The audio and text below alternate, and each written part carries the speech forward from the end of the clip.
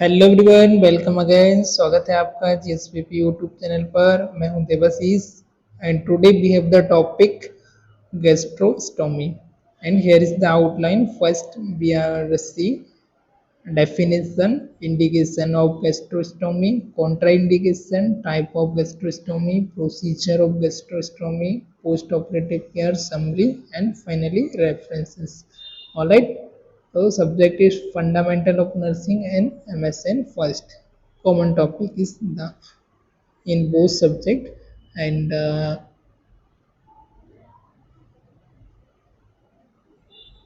so what is gastrostomy? An opening in the stomach made surgically, usually connecting the stomach to the outside of abdomen so that a feeding tube or gut decompression tube can be passed into the stomach. Okay.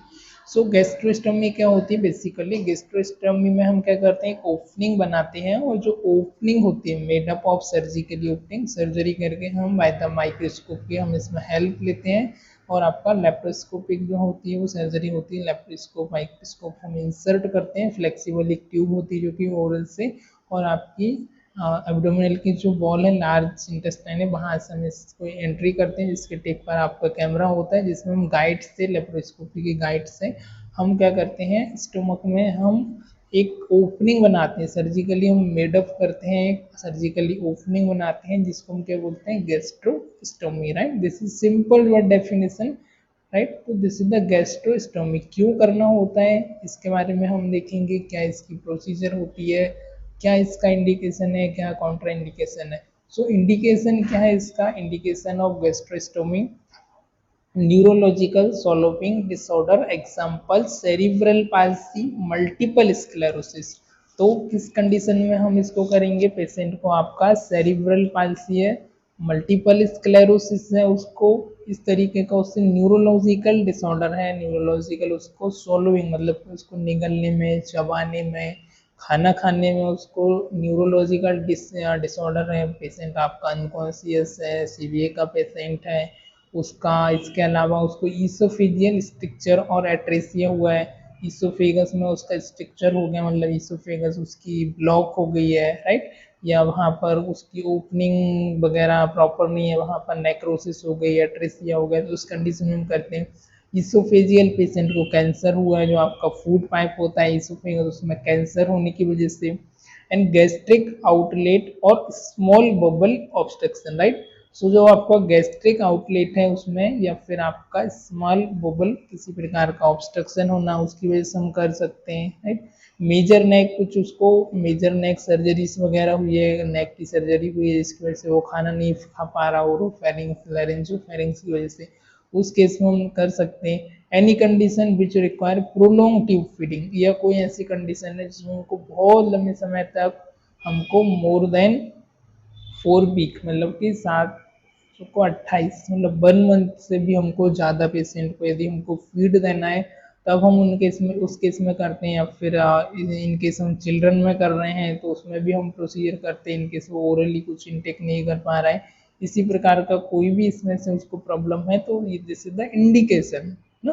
तो हम क्या करते हैं, abdomen में हमारे stomach में हम direct क्या करते हैं, स्टोमक को हम इन्फ्लेट करके लेप्रोस्कोपिक हम ट्यूब इंसर्ट करते हैं फ्लेक्सिबल ओरल से, एंड कैमरा इंसर्ट करते हैं हम हमारे लार्ज इंटेस्टाइन से, जो कि हमारे स्टोमक तक जाता है, उसकी गाइड से उसको इन्फ्लेट करके स्टोमक को, जो कि आपके एब्डोमिनल की बॉल से अटैच हो जाता है, उसमें हम सर्जिकली एक ओपनिंग करते हैं, मेडअप करते हैं, और वहाँ से हम ट्यूब को इंसर्ट करते हैं, जिसको हम बोलते हैं जी ट्यूब, है ना, जिसमें बलून होता है जो कि इन्फ्लेट हो जाता है, और फर्दर हम इससे आगे इसमें फूड देते रहते हैं, ये जो भी हमको फीडिंग देना है। कॉन्ट्रा इंडिकेशन क्या है, मतलब कि किस पेशेंट को या किस कंडीशन में हमको नहीं करना चाहिए, किस केस में नहीं करना चाहिए।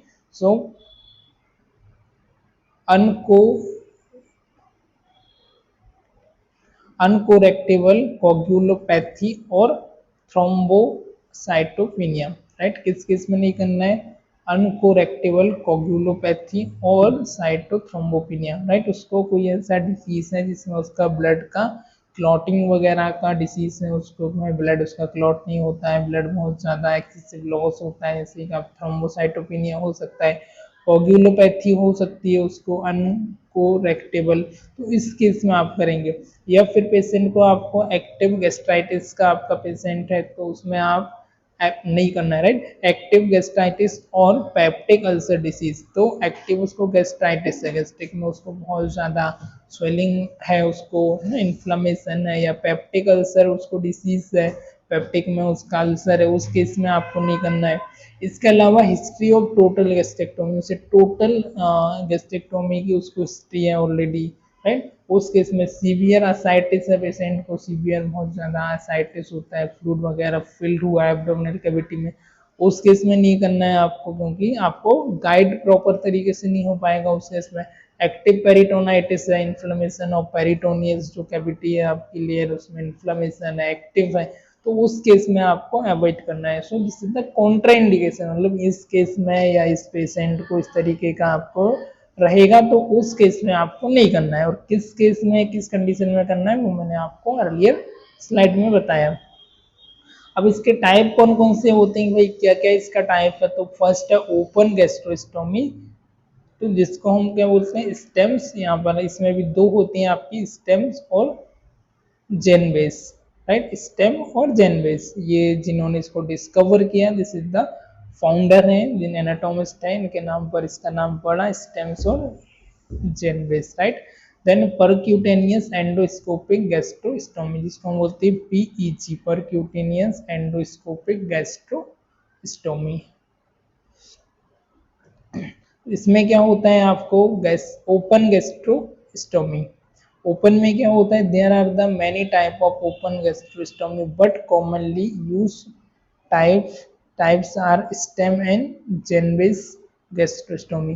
तो ओपन में क्या होता है, हम इससे ओपनिंग करते हैं, राइट, तो इसको हम बोलते हैं ओपन, जिसमें क्या होता है आपका यहाँ पर बहुत सारी आपके टाइप की ओपन गैस्ट्रेक्टोमी होती है, बट जो अक्सर ज़्यादातर जो यूज होती है, कॉमनली जो यूज होती है वो होती है आपकी Stamm and Janeway gastrostomy, Janeway, right. So this is the most common uses. Then second आपका नेक्स्ट जो है प्री ऑपरेटिवली बेसलाइन इन्वेस्टिगेशन जब आप करेंगे तो प्री ऑपरेटिवली आपको क्या क्या चीज़ें करनी होती है, तो बेसलाइन जो भी आपका इन्वेस्टिगेशन है, आपका ब्लड टेस्ट वगैरह हो गया, जो भी आपका एंटीबायोटिक्स वगैरह क्या क्या चीज़ें आपने दिया है, उसका physical fitness, ECG, x-ray, blood test, यानी उसको कोई कम्युनिकेबल डिसीज तो नहीं है, एक्सेट्रा, वो सारी चीज़ें आपको क्या करना पड़ता है, आपको बेसलाइन इन्वेस्टिगेशन करेंगे, उसके बाद आप प्लेन एब्डोमिनल एक्सरे करेंगे, अपर जीआई की आपको एंडोस्कोपी करेंगे कि कोई उसमें प्रॉब्लम्स वगैरह तो नहीं है, एंड एनपीओ, पेशेंट को आपको एनबीएम एनबीओ पर रखना पड़ेगा, नील पर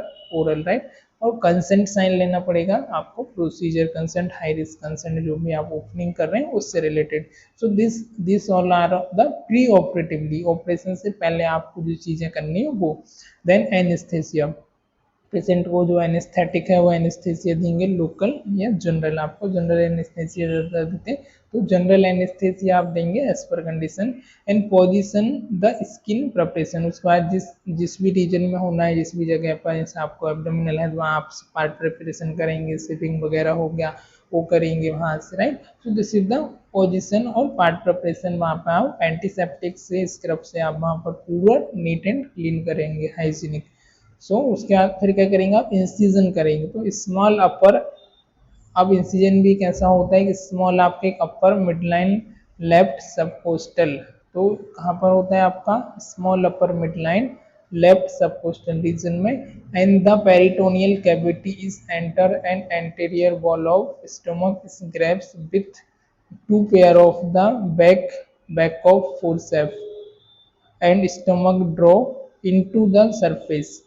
The stomach is incised to allow insertion of a 12 or 14th Foley catheter whose balloon is then inflated. Leakage alongside the catheter is prevented in one or two base stems और जेनवेस, right. तो इसमें क्या होता है, stems और जो जेनवेस है, इसमें आपका सिंपल सा प्रोसीजर होता है जिसमें आप जो आपकी पेरिटोनियल कैविटी उसमें क्या करते हैं आप, एक एंटीरियर वॉल ऑफ जो स्टोमक की एंटीरियर वॉल होती है, आगे की तरफ जो वॉल होती है, इसको ग्रैप्स करते हैं और उसे आप इन्फ्लेट करते हैं आगे की तरफ। आपको 2 pair of Babcock forceps, Babcock forceps होती है 2 पेयर, वो आप क्या करते हैं ड्रॉ करते हैं, draw in unto the surface, right. जब तक आपका जो स्टोमक आपका सरफेस तक नहीं आ जाता, और स्टोमक में आप क्या करते हैं इंसिजन करते हैं एंड अलाउड करते हैं आप इंसर्शन को inside inside to allow insertion. जो आपका 12 एंड 14 की जो फॉलिस कैथेटर होती है उसको इंसर्ट करते हैं, उसका जो बलून है आप उसे फुला देते हैं, राइट।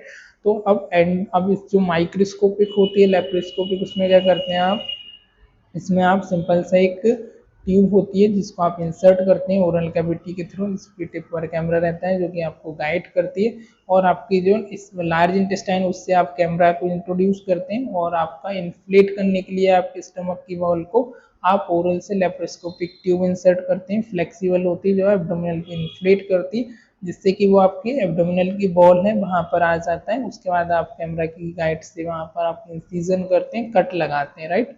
अब इसमें स्टेम्स में क्या होता है, जनरली जो अभी यूज होती है उसके बारे में मैंने बताया। एंड स्टेम्स मेथड में क्या होता है, 2 Perseus steering suture on non absorbable. इसमें क्या करते हैं आप, 2 आप सूचर को स्टिंग करते हैं, सूचर को आप लगाते हैं जो कि नॉन एब्जॉर्बेबल मटेरियल के होते हैं, are inserted concentrically around the tube, and the first centimeter from the tube, this is then inverted by the second constrict suture 2 centimeter from the tube, bendrolite this suture invaginate the catheter, right. तो light की मदद से आप वहाँ पर क्या करते हैं, आप जो ट्यूब है उसके आप 1 सेंटीमीटर और उसके सराउंडिंग में 2 सेंटीमीटर आप सूचर लगाते हैं, और सूचर से आप क्या करते हैं जो ट्यूब है उसको आप फिक्स करते हैं, जो भी आपने ओपनिंग की है उसको आप सूचर लगा के क्लोज करते हैं। देन जेनविस मेथड में क्या होता है, ball is created by the worrying the tube in the short tunnel in the stomach.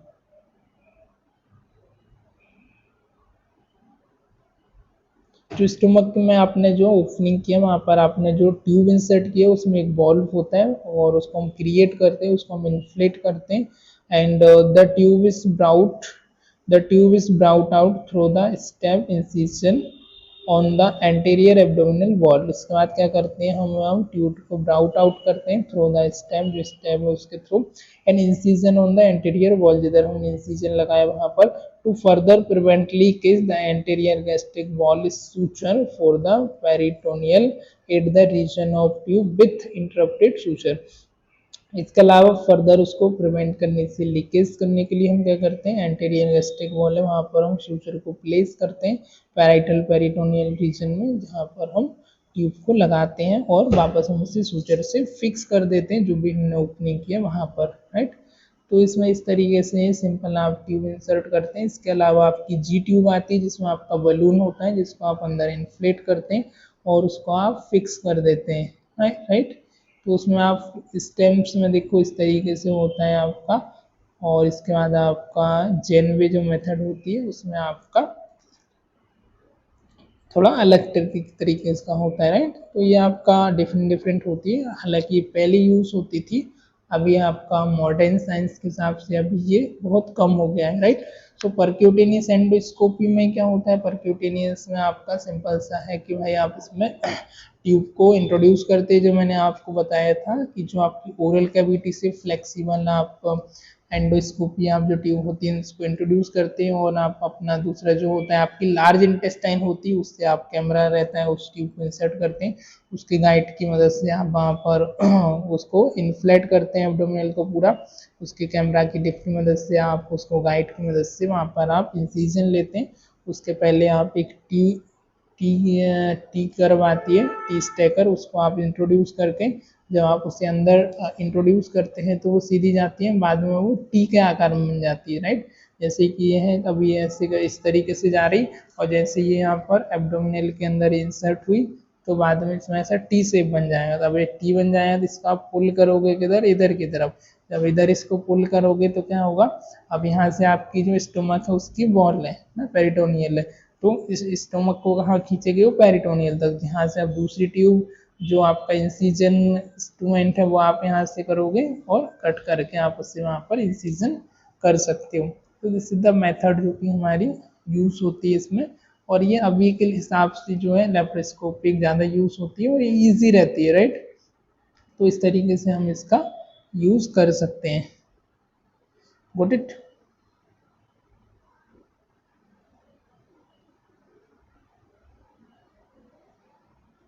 Okay, then इसके बाद आफ्टर हम उसमें नायलॉन का जो सूचर है वो लगाते हैं, और जो बेमनई सूफेकस से जो हमने ओरल से जो भी फ्लेक्सिबल ट्यूब इंसर्ट की है और लार्ज इंटेस्टाइन को, उसको हम वापस साफ निकाल लेते हैं इन्फ्लेट करने के बाद बलून को, राइट। कुछ इस तरीके से होता है, आप यहाँ पे देख सकते हैं।